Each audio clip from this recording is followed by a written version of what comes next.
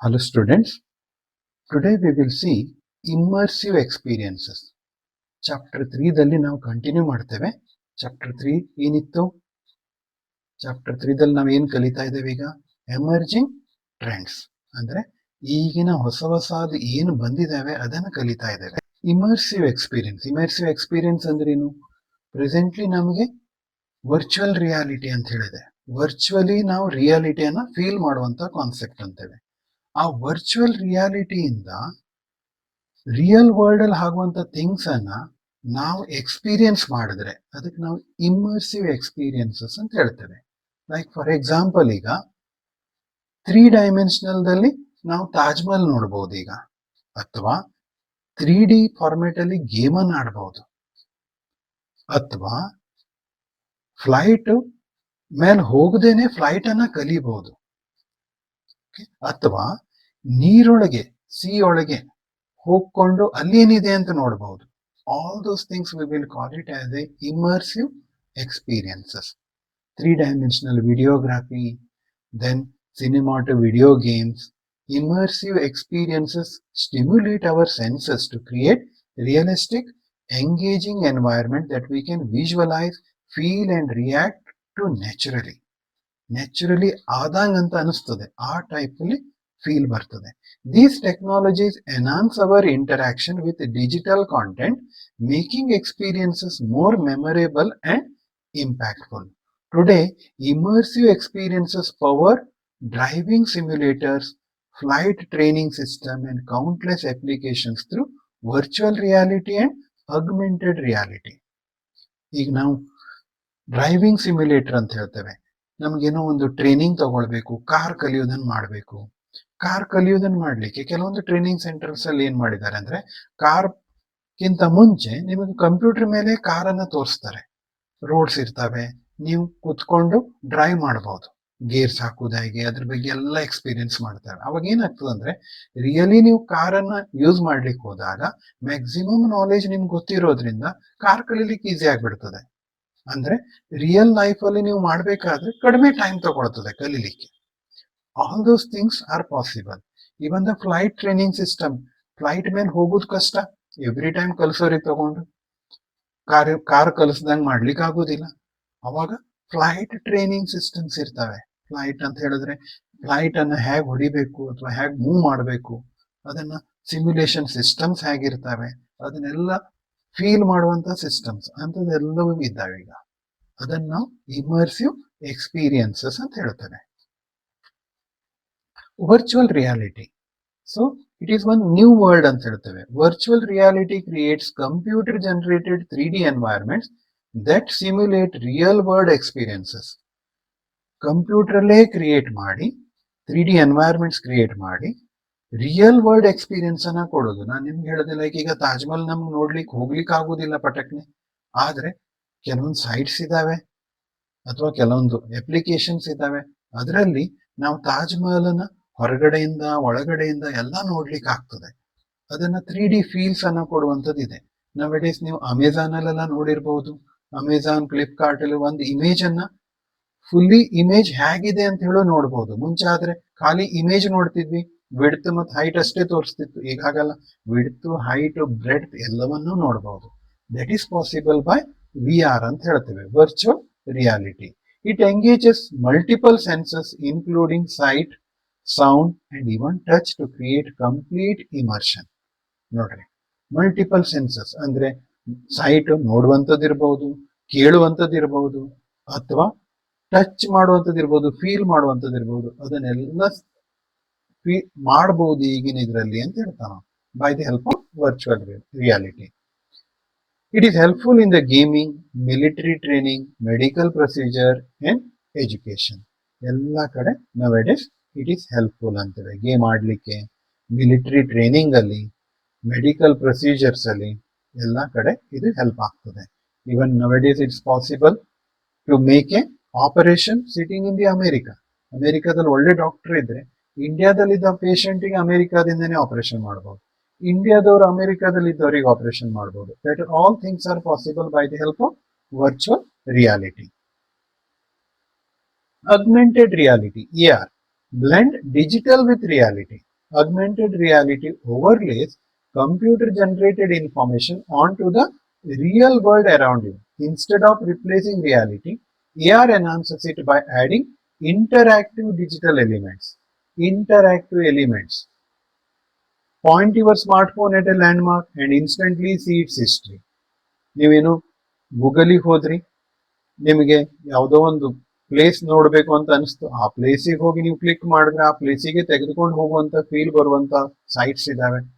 ಅಂಥದ್ದನ್ನು ಮಾಡಬಹುದು. Nowadays it's possible. That is called augmented reality. Find nearby restaurants with reviews floating above them. AR apps help travelers access real-time information just by looking through their camera. ಕ್ಯಾಮ್ರಾದಿಂದನೇ real time ಅಲ್ಲಿ ಏನ್ ಆಗ್ತಾ ಇದೆ ಅದನ್ನು ಸಹ ನೋಡಬಹುದು. Nowadays even it's possible.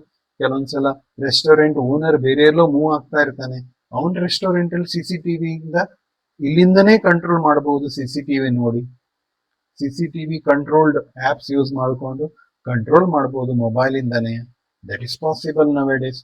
That all things we will call it as a augmented reality. What is robot? Robot is a machine that think just like human being ಅಂತ ಹೇಳ್ತಾರೆ. A robot is a programmable machine that perform tasks automatically with accuracy and precision.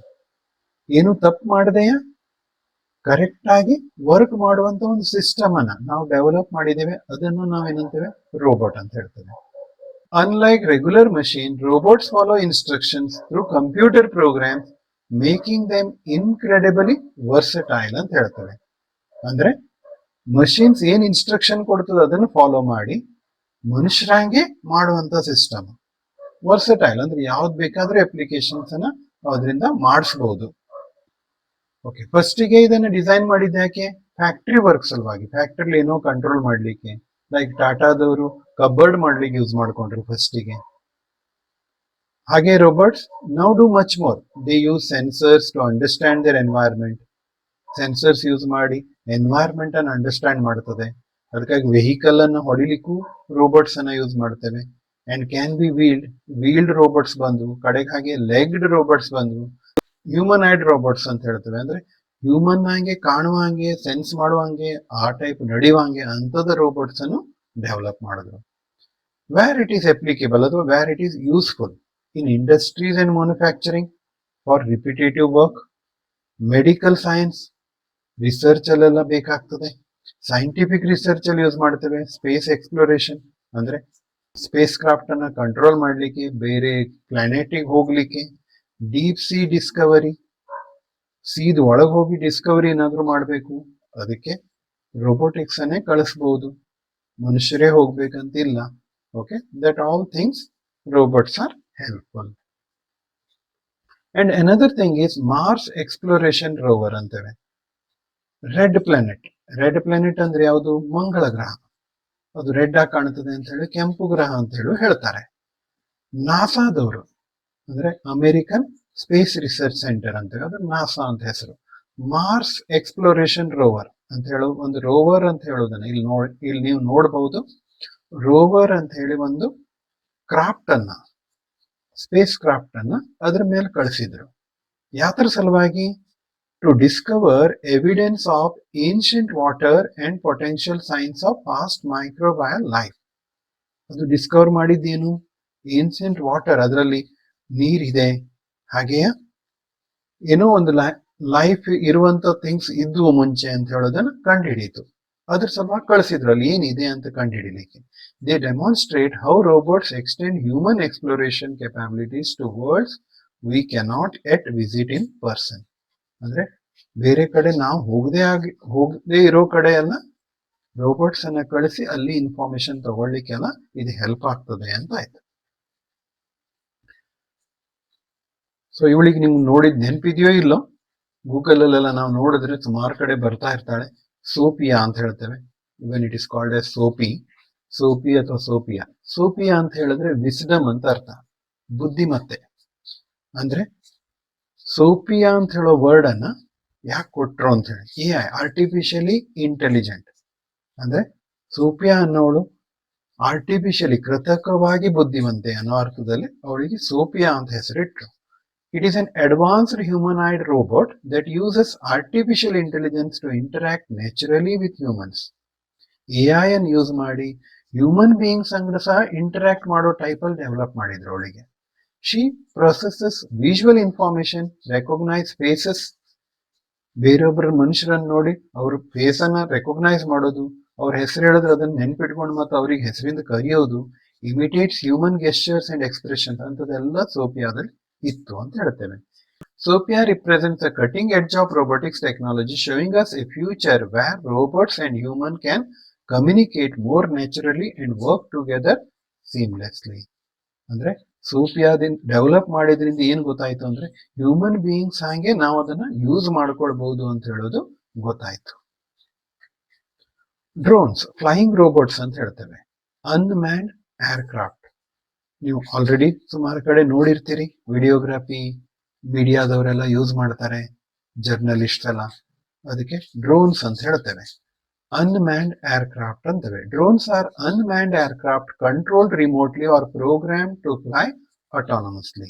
They use onboard sensors and GPS to navigate and complete missions without a pilot on board. Even military purpose ಅಲ್ಲೂ use ಮಾಡ್ತಾರೆ. Borders ಅಲ್ಲಿ ಯಾರಾದ್ರೂ ಬರ್ತಾರ ಒಳಗಡೆ, ಅಥವಾ aircrafts ಬರ್ತಾವೆ ಹೇಗೆ, ಅಥವಾ ಆ ಏರ್ಕ್ರಾಫ್ಟ್ ಅನ್ನ ಶೂಟ್ ಮಾಡ್ಲಿಕ್ಕೆ, ಅದಕ್ಕೆಲ್ಲ ಡ್ರೋನ್ಸ್ ಅನ್ನ ಯೂಸ್ ಮಾಡ್ತಾ ಇದ್ದಾರೆ ನವೆಡೇಸ್. ಅದಕ್ಕೆ ಫ್ಲೈಯಿಂಗ್ ರೋಬೋಟ್ಸ್ ಅಂತ ಹೇಳ್ತೇವೆ. Then the next is big data, the data revolution. Big data ಅಂದ್ರೆ ಏನು? What is big data? Okay, big data means the data which is flowing in the internet. We can call it as a big data. Internet ಅಂದ್ರೆ international network, correct?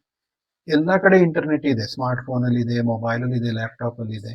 ಆ movement ಆಗುವಂತ ಡೇಟಾಗೆ ನಾವು simple ಆಗಿ big data ಅಂತ ಹೇಳ್ತೇವೆ. ಅದ್ರ ಬಗ್ಗೆನೇ ನಿಮ್ ಐಡಿಯಾ ಇಲ್ಲಿ ಕೊಟ್ಟಿದ್ದಿದೆ. Technology has transferred how we can create and collect information. With over 1 billion internet users worldwide and smartphones generating constant web traffic, data is being produced at unprecedented rates.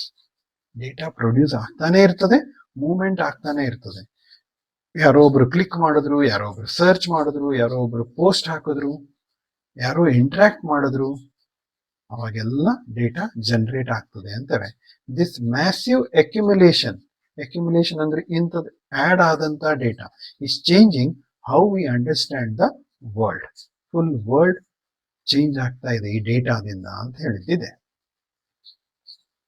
The scale of big data nearly 2.5 quintillion bytes ಅಂತ ಹೇಳ್ತೇವೆ. ಕ್ವಾಂಟಾಲಿಯನ್ ಅಂತ ಹೇಳಿದ್ರೆ ಹತ್ರ 100 lakhs of crores byte ಅಂತ ಹೇಳ್ಬಹುದು. 100 lakhs of crores bytes. ನೋಡ್ರಿ, every single day approximately 2.5 quintillion bytes of data are created world wide ಅಂತ ಹೇಳ್ತಾನೆ. ಅಂದ್ರೆ 100 lakhs crores of byte ಒಂದ್ ದಿನದಲ್ಲಿ ಮೂವ್ಮೆಂಟ್ ಆಗ್ತಾ ಇರ್ತದೆ ಅಂತ. That number is growing every day. Exponentially ಅಂತವೆ. ಎಕ್ಸ್ಪಾನೆನ್ಷಿಯಲಿ ಅಂತ ಹೇಳಿದ್ರೆ raised to 3 ಆ ಟೈಪ್ ಅಲ್ಲಿ ಆಗ್ತಾನೆ ಹೋಗ್ತಾ ಇದೆ ಅಂತ. With the internet of things, IoT ಅಂತವೆ. ಇಂಟರ್ನೆಟ್ ಆಫ್ ಥಿಂಗ್ಸ್ ಅಂತ ಹೇಳಿದ್ರೆ ಇಂಟರ್ನೆಟ್ ಅಲ್ಲಿ ಇರೋ ಡಿವೈಸ್ ಇಂದ, ಯಾವ್ದು ಅಂತ ಗೊತ್ತಿಲ್ಲ, ಸ್ಮಾರ್ಟ್ ಫೋನ್ ಇರ್ಬೋದು, ಲ್ಯಾಪ್ಟಾಪ್ ಇರ್ಬೋದು, ಎಲ್ಲದೂ ಇರ್ಬೋದು. ಬಿಲಿಯನ್ಸ್ ಆಫ್ ಡಿವೈಸಸ್ ಇದಾವೆ. Okay, this massive data generation comes from many number of things. ಅದನ್ನ ನಿಮ್ಗೆ ಹೇಳಿದ್ದಿದೆ ನೋಡ್ರಿ. ಮೇ ಬಿ ಸ್ಕೈಪ್ ಕಾಲ್ಸ್ ಇಂದ, ಓಕೆ, 10,04,300 ಅಂತ ಹೇಳಿದಾನೆ. ಹಾಗೆಯೇ 2,93,000 ಸ್ಟೇಟಸ್ ಆರ್ ಅಪರೇಟೆಡ್. 44.4 ಮಿಲಿಯನ್ ಮೆಸೇಜಸ್ ಕಳಿಸ್ತಾ ಇರ್ತಾರೆ, ವಾಟ್ಸಪ್ ಅಲ್ಲಿ ಇರ್ಬೋದು. 5,47,200 ಟ್ವೀಟ್ಸ್ ಆಗ್ತವೆ. 15,000 GIFs, ಅನಿಮೇಟೆಡ್ ಇಮೇಜಸ್ ಅಂತೇವೆ ನಾವು ಅದನ್ನ. ಅನಿಮೇಟೆಡ್ ಇಮೇಜಸ್ ಮೂವ್ ಆಗ್ತಾ ಇರ್ತವೆ. ಲಿಂಕ್ಡ್ ಇನ್ ಅಲ್ಲಿ 120+ ನ್ಯೂ ಅಕೌಂಟ್ ಓಪನ್ ಆಗ್ತವೆ. ಲಿಂಕ್ಡ್ ಇನ್ ಅಂತ ಹೇಳೋದು ಒಂದು ಜಿಮೇಲ್ ಅಕೌಂಟ್ ಇದ್ದಂಗೆಯ, ಆದ್ರೆ ಹೆಚ್ಚಾಗಿ ಜಾಬ್ಸ್ ಪರ್ಪಸ್ ಇರುವುದು. ನೀವು ಮುಂದೆ ಏನಾದ್ರೂ ಜಾಬ್ಸ್ ಎಲ್ಲ ಹುಡುಕ್ಬೇಕು ಅಂದ್ರೆ ಲಿಂಕ್ಡ್ ಇನ್ ಅಕೌಂಟ್ ಮಾಡ್ಕೊಂಡಿದ್ದಿರ್ಬೇಕು ಅಂತೇವೆ. 3,42,000 ಆಪ್ಸ್ ಡೌನ್ಲೋಡ್ ಆಗ್ತಾ ಇರ್ತವೆ. ನೆಟ್ಫ್ಲಿಕ್ಸ್ ಅಲ್ಲಿ ಇಷ್ಟೆಲ್ಲ ಟೈಮ್ ಯಾರೋ ಮೂವಿ ನೋಡ್ತಾ ಇದ್ದಾರೆ. 5 lakhs ಪೇಜಸ್ ವಿಕಿಪೀಡಿಯಾದ ನೋಡ್ತಾ ಇದ್ದಾರೆ. 2.78 ಮಿಲಿಯನ್ ವಿಡಿಯೋ ವ್ಯೂ ಆಗ್ತಾ ಇದಾವೆ ಯೂಟ್ಯೂಬ್ ಅಲ್ಲಿ.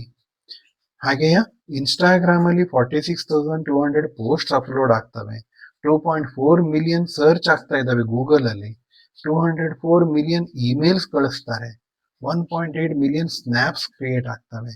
ಇವೆಲ್ಲ 60 ಸೆಕೆಂಡ್ಸ್ ಅಲ್ಲಿ ಅಂತ ಹೇಳಿದ ನಾನು. 60 ಸೆಕೆಂಡ್ಸ್ ಅಲ್ಲಿ ಇಷ್ಟ ಆಗ್ತಾ ಇದೆ ಅಂದ್ರೆ ನೀವು ಥಿಂಕ್ ಮಾಡ್ಬೋದು ಒಂದ್ ದಿನಕ್ಕೆ ಎಷ್ಟಾಗ್ತದೆ ಅಂತ. ಅದನ್ನೇ ಇಲ್ಲಿ ಸ್ಕೇಲ್ ಆಫ್ ಬಿಗ್ ಡೇಟಾ ಅಂತ ಹೇಳಿ ನಿಮ್ಗೆ ಐಡಿಯಾ ಬರ್ಲಿಕ್ಕೆ ಕೊಟ್ಟಿದ್ದಿದೆ.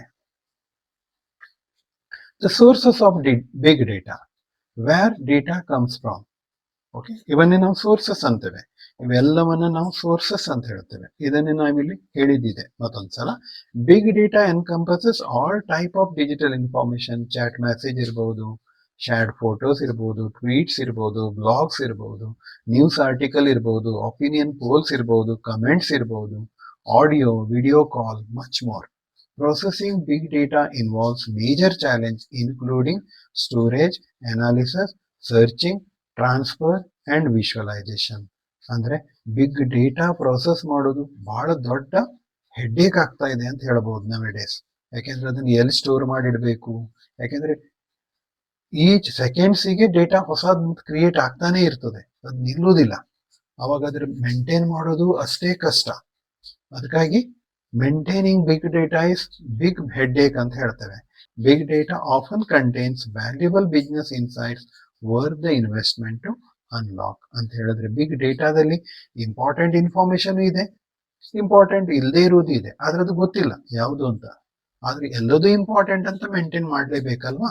That is a big headache ಅಂತ ಹೇಳಿ ನಿಮ್ಗೆ ಜಸ್ಟ್ ಒಂದು ಹೇಳಿದ್ದಿದೆ. So characteristics of big data, what are the characteristics? 5 characteristics ಅನ್ನ ನಿಮ್ಗೆ ಕೊಟ್ಟಿದ್ದಿದೆ. ಇದ್ರ ಕ್ವಶನ್ಸ್ ಬರ್ಬಹುದು. Write down the characteristics of big data ಅಂತ. 5 V's of big data ಅಂತವೆ. Big data is defined by 5 key characteristics that distinguish it from traditional data sets. These 5 V's help us to understand what makes data big and why it requires special tools and approaches to process effectively. ಈ 5 V ನೋಡಿದಾಗ ನಿಮ್ಗೆ ಗೊತ್ತಾಗ್ತದೆ big data ಅಂದ್ರೆ ಏನು ಅಂತ. ಅದಕ್ಕಾಗಿ 5 V ಅನ್ನ ಕೊಟ್ಟಿದ್ದಿದೆ characteristics ರೂಪದಲ್ಲಿ. ಅದನ್ನ ನಾವು ನೆಕ್ಸ್ಟ್ ಸ್ಕ್ರೀನ್ ಅಲ್ಲಿ ನೋಡ್ತೇವೆ. The first one is velocity, ಅಂದ್ರೆ ಸ್ಪೀಡ್ ಆಫ್ ಕ್ರಿಯೇಷನ್. ಇಷ್ಟು ಸ್ಪೀಡ್ ಆಗಿ ಡೇಟಾ ಕ್ರಿಯೇಟ್ ಆಗ್ತಾ ಇರ್ತದೆ, ಅದನ್ನ ನಮ್ಗೆ ಹೇಳಲಿಕ್ಕೆ ಆಗೋದಿಲ್ಲ. That is velocity. Data generated and processed at high speed. ನಾನು ಅದೇ ಹೇಳಿದ್ನಲ್ಲ, ಸೆಕೆಂಡ್ಸಿಗೆ ಡೇಟಾ, ಅಷ್ಟೆಲ್ಲ ಡೇಟಾ ಕ್ರಿಯೇಟ್ ಆಗಿತ್ತು ನಾವು ಹಳೆ ಸ್ಕ್ರೀನ್ ಅಲ್ಲಿ ನೋಡಿದ್ದು. ಕರೆಕ್ಟ್, ಇಷ್ಟೆಲ್ಲ ಡೇಟಾ 60 ಸೆಕೆಂಡ್ಸ್ ಅಲ್ಲಿ ಅಂತ ಕೊಟ್ಟಿದ್ದಿದೆ. 60 ಸೆಕೆಂಡ್ ಅಂದ್ರೆ 1 ಮಿನಿಟಿಗೆ ಇಷ್ಟು ಡೇಟಾ ಆಗ್ತದೆ ಅಂತ ಹೇಳಾದ್ರೆ ಅದನ್ನ ಸ್ಪೀಡ್ ಅದ್ರದ್ದು ಯಾವ ಟೈಪ್ ಇರಬಹುದು ಅದನ್ನು ಹೇಳಿದ್ದಿದೆ. That is one characteristic.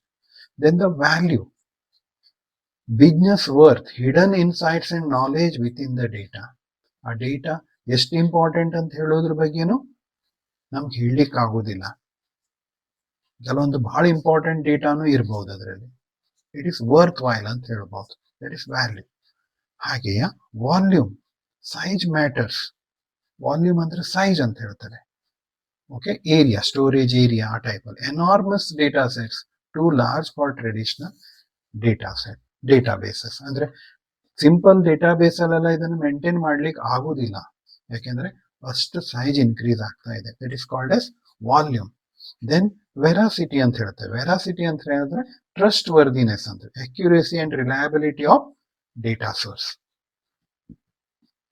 Trust ವರ್ದಿನೆಸ್ ಅಂದ್ರೆ ಅಕ್ಯುರೇಟ್, ಅದನ್ನ ನಂಬುವಂತ ಡೇಟಾ ಅಂತದೆಲ್ಲವನ್ನ ಸೋರ್ಸ್ ಅನ್ನ ಕಂಡುಹಿಡಿಯುವುದು ಅಥವಾ ಅದನ್ನ ಮೇಂಟೈನ್ ಮಾಡೋದು, ಅದು ವೆರಾಸಿಟಿ ಅಂತ ಹೇಳ್ತೇವೆ. ದಟ್ ಈಸ್ ಟ್ರಸ್ಟ್ ವರ್ದಿನೆಸ್ ಅಂತ ಹೇಳ್ತೇವೆ. ಹಾಗೆಯೇ variety, there are different types of data. Structured ಇರ್ಬೋದು, ಸೆಮಿ ಸ್ಟ್ರಕ್ಚರ್ಡ್ ಇರ್ಬೋದು, ಅನ್ಸ್ಟ್ರಕ್ಚರ್ಡ್ ಡೇಟಾ ಇರ್ಬೋದು. ಡೇಟಾ ಬೇರೆ ಬೇರೆ ಟೈಪ್ಸ್, ಅದನ್ನೆಲ್ಲ ನಾವು ವೆರೈಟಿ ಅಂತ ಹೇಳ್ತೇವೆ. ಈ ಟೈಪ್ ಅಲ್ಲಿ 5 ಕ್ಯಾರೆಕ್ಟರಿಸ್ಟಿಕ್ಸ್ ಅನ್ನ ಕೊಟ್ಟಿದ್ದಿದೆ. ಮತ್ತೊಂದು ಸ್ವಲ್ಪ ನಿಮಗೆ ಎಕ್ಸ್ಪ್ಲೇನ್ ಮಾಡಿದ್ದಿದೆ. ವಾಲ್ಯೂಮ್ ಅಂದ್ರೆ ಏನು? Massive size.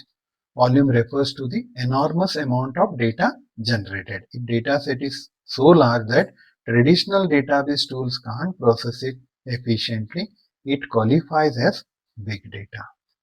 ಅದಕ್ಕಾಗಿ ಅದಕ್ಕೆ ಬಿಗ್ ಡೇಟಾ ಅಂತ ಹೇಳ್ತೇವೆ. ಯಾಕೆಂದ್ರೆ ಸಿಂಪಲ್ ಡೇಟಾಬೇಸ್ ಟೂಲ್ಸ್ ಇಂದೆಲ್ಲ ಅದನ್ನ ಪ್ರಾಸೆಸ್ ಮಾಡ್ಲಿಕ್ಕೆ ಆಗೋದಿಲ್ಲ, since the size is massive. Velocity, speed of growth. ಅಂದ್ರೆ ಸ್ಪೀಡ್ ಅದ್ರದ್ದು ಇಷ್ಟು ಕ್ರಿಯೇಷನ್ ಸ್ಪೀಡ್ ಇದೆ, ಅದಕ್ಕಾಗಿ ಅದನ್ನ ಮೇಂಟೈನ್ ಮಾಡೋದು ಕಷ್ಟ ಆಗ್ತದೆ. Velocity measures how fast data is being created and stored. Big data grows exponentially faster than traditional data set with new information added constantly every second. ಈಗ ನೀವು ಒಂದು ಆಫೀಸಿನ ಡೇಟಾ ಅಂತ ಹೇಳಿದ್ರೆ ಅದನ್ನ ಹೇಳ್ಬಹುದು ಇಷ್ಟು ಇನ್ಕ್ರೀಸ್ ಆಗ್ತದೆ ಅಂತ, ಬಟ್ ಇಲ್ಲಿ ಬಿಗ್ ಡೇಟಾ ಹಾಗೆ ಹೇಳಲಿಕ್ಕೆ ಆಗೋದಿಲ್ಲ. ಇಟ್ ಗ್ರೋಸ್ ಎಕ್ಸ್ಪಾನೆನ್ಷಿಯಲಿ ಅಂತ ಹೇಳ್ತಾನೆ. ಅಂದ್ರೆ ಒಂದು ಸೆಕೆಂಡಿಗೆ ಅಥವಾ ಒಂದು ಮಿನಿಟಿಗೆ 1 ಮಿಲಿಯನ್ ಇದ್ರೆ ಮತ್ತೆ 1:2 ಆಗ್ಬಹುದು, 1:3 ಆಗ್ಬಹುದು ನೆಕ್ಸ್ಟ್ ಸೆಕೆಂಡಿಗೆ ಅಥವಾ ನೆಕ್ಸ್ಟ್ ಮಿನಿಟಿಗೆ, ಆ ಟೈಪ್ ಅಲ್ಲಿ ಹೇಳ್ತಾನೆ velocity. Next variety and veracity. Variety different formats ಇದಾವೆ. Big data includes many different type. Structured ಇರ್ಬೋದು, ಸ್ಪ್ರೆಡ್ ಶೀಟ್ಸ್ ಇರ್ಬೋದು, ಸೆಮಿ ಸ್ಟ್ರಕ್ಚರ್ಡ್ ಇರ್ಬೋದು, ಇಮೇಲ್ಸ್ ಇರ್ಬೋದು, ಅನ್ಸ್ಟ್ರಕ್ಚರ್ಡ್ ಡೇಟಾ ಲೈಕ್ ವಿಡಿಯೋಸ್ ಇರ್ಬೋದು, ಇಮೇಜ್ ಇರ್ಬೋದು, ಸೋಷಿಯಲ್ ಮೀಡಿಯಾ ಪೋಸ್ಟ್ ಇರ್ಬೋದು, ಅವೆಲ್ಲ ವೆರೈಟಿ ಆಫ್ ಡೇಟಾ ಅಂತೇವೆ. Veracity, that is data quality. Veracity addresses data trustworthiness. Big data can be inconsistent, biased or contain errors. ಅದರಲ್ಲಿ errors ಇರಬಹುದು, ಅದಕ್ಕಾಗಿ ಅದನ್ನ ಕರೆಕ್ಟ್ ಆಗಿ ಮ್ಯಾನೇಜ್ ಮಾಡೋದು important. Processing incorrect data leads to wrong conclusion, so verifying data quality is crucial. ಅದಕ್ಕಾಗಿ ನೀವೊಂದು ಕೆಲವೊಂದ್ಸಲ Google ಅಲ್ಲಿ ಸರ್ಚ್ ಮಾಡಿದಾಗ ಯಾವುದೋ ಒಂದು ಇನ್ಫಾರ್ಮೇಶನ್ ಏನೋ ಬಂದ್ಬಿಡ್ತದೆ. ನೀವು ಕೆಲವೊಂದು ಸದ್ಯದಲ್ಲೇ ಕೇಳಿರಬಹುದು, who is the idiot person ಅಂತ ಹೇಳಿ ಗೂಗಲ್ ಅಲ್ಲಿ ಹೊಡೆದ್ರೆ ಏನ್ ಬರ್ತದೆ ಅಂತ. ಅದ್ರ ಬಗ್ಗೆ ಕಾಂಟ್ರವರ್ಸಿನೂ ನಡೀತಾ ಇದ್ದಾವೆ. ನಮ್ಮ ಅದ್ರ ಹೆಸರನ್ನು ಹೇಳೋದಿಲ್ಲ. ಆ ಟೈಪ್ ಅಲ್ಲಿ ನೀವು ಸರ್ಚ್ ಮಾಡಿ ನೋಡ್ರಿ, ಗೊತ್ತಾಗ್ತದೆ. ಓಕೆ, ಆ ಟೈಪ್ ಅಲ್ಲಿ ಕೆಲವೊಂದು ಇನ್ಫಾರ್ಮೇಶನ್ ನಾವು ಸರ್ಚ್ ಮಾಡಿದಾಗ ಬೇರೆ ಏನೋ ಇನ್ಫಾರ್ಮೇಶನ್ ಬಂದ್ಬಿಡ್ತದೆ. ಅದಕ್ಕಾಗಿ ಅದನ್ನ ಕ್ವಾಲಿಟಿ ಮೇಂಟೈನ್ ಮಾಡೋದು ಕಷ್ಟ ಆಗ್ತಾ ಇದೆ ಅಂತ ಹೇಳ್ಬೋದು. ದಟ್ ಇಸ್ ವೆರಾಸಿಟಿ ಅಂತ ಹೇಳ್ತೇವೆ, data quality. Then the value, the hidden treasure, discovering insights. Value is what makes big data worth processing. Within massive data sets lie hidden patterns, trends and knowledge that can be extremely valuable for businesses and research. Note, value is what makes big data worth processing. ಅದರ value, ಆ ಡೇಟಾದ value ನಮ್ಗೆ ಗೊತ್ತಿಲ್ಲ ಯಾವ type data ಅಂತ. ಯಾಕೆಂದ್ರೆ data is important nowadays. ಅದು ಬೇಕಾದ್ರೆ ಬ್ಯಾಂಕಿಂಗ್ ಡೇಟಾನು ಇರಬಹುದು, ಯಾವುದೋ ದುಡ್ಡಿಂದ ಇನ್ಫಾರ್ಮೇಶನ್ ಇರಬಹುದು, ಅಥವಾ ಯಾವುದೋ ಶೇರ್ಸ್ ಇಂದ ಇರಬಹುದು, ಟ್ರೇಡಿಂಗ್ ಮಾಡಿದ್ದು ಇರಬಹುದು, ಏನು ಇರಬಹುದು. However, extracting this value requires significant investment in processing technology and expertise. Organization must assess whether the potential insights justify the cost before diving in. ಪ್ರತಿಯೊಂದು ಆರ್ಗನೈಸೇಷನ್ಗೂ ಅದಕ್ಕಾಗಿ ಅದರ ಬಗ್ಗೆ ಮೇಂಟೈನ್ ಮಾಡೋದು ಒಂದು ದೊಡ್ಡ ಕಷ್ಟ. ಸೆಕ್ಯೂರಿಟಿ ಸಿಸ್ಟಮ್ ಮೇಂಟೈನ್ ಮಾಡಬೇಕು, ಆ ಡೇಟಾವನ್ನು ಇಡುವಂತ ಸಿಸ್ಟಮ್ಸ್ ಮ್ಯಾನೇಜ್ ಮಾಡಬೇಕು, ಮೇಂಟೈನ್ ಮಾಡಬೇಕು. ಇವೆಲ್ಲದು ದ ಬಿಗ್ ಹೆಡ್ಏಕ್ ಅಂತ ಹೇಳ್ತೇವೆ. ಡೇಟಾ ಅನಾಲಿಟಿಕ್ಸ್, ಡೇಟಾವನ್ನು ಅನಲೈಸ್ ಮಾಡೋದು. Making sense of data. Data analytics examines data sets to draw meaningful conclusion and discover insights. Businesses use it to make smarter decisions while scientists use it to test theories and validate hypotheses ಅಂತ ಹೇಳ್ತಾರೆ. Data analytics ಅಂದ್ರೆ ಡೇಟಾವನ್ನ analyse ಮಾಡೋದು. ಅದು ಯಾವ type data, ಅದು ಎಲ್ಲಿ ಬೇಕು, ಯಾವ ಟೈಪ್ ಯೂಸ್ ಆಗಬೇಕು, ಅದನ್ನ ಡೇಟಾ ಅನಾಲಿಸಿಸ್ ಅಂತ ಹೇಳ್ತೇವೆ. Next, Python's Pandas library is a powerful tool that makes data analysis accessible. Data pandas ಅಂತ ಹೇಳಿ ಒಂದು ಲೈಬ್ರರಿ ಇದೆ ಪೈಥಾನ್ ಅಲ್ಲಿ, ಅದನ್ನು ನಾವು ಪ್ಯಾಕೇಜ್ ಅಂತ ಹೇಳ್ತೇವೆ. ಅದನ್ನ ನಾವು ಇಂಪೋರ್ಟ್ ಮಾಡಿಕೊಂಡು ಅದನ್ನು ಯೂಸ್ ಮಾಡ್ತೇವೆ. It help students and professionals work efficiently with large data set and extract valuable insights from complex information. Complex information ಎಲ್ಲ ಅಸೆಸ್ ಮಾಡಲಿಕ್ಕೆ ಅದು ಹೆಲ್ಪ್ ಆಗ್ತದೆ ಅಂತ ಹೇಳಿದ್ದಿದೆ. ಇವಿಷ್ಟು ನಾವು ಇವತ್ತು ನೋಡಿದ್ವಿ. ಮ್ಯಾಕ್ಸಿಮಮ್ ನಿಮಗೆ ಅಂಡರ್ಸ್ಟ್ಯಾಂಡ್ ಆಗೋ ರೀತಿಯಲ್ಲಿ ನಾನು ಹೇಳಲಿಕ್ಕೆ ಟ್ರೈ ಮಾಡ್ತಾ ಇದ್ದೇನೆ. Thank you students. God bless you.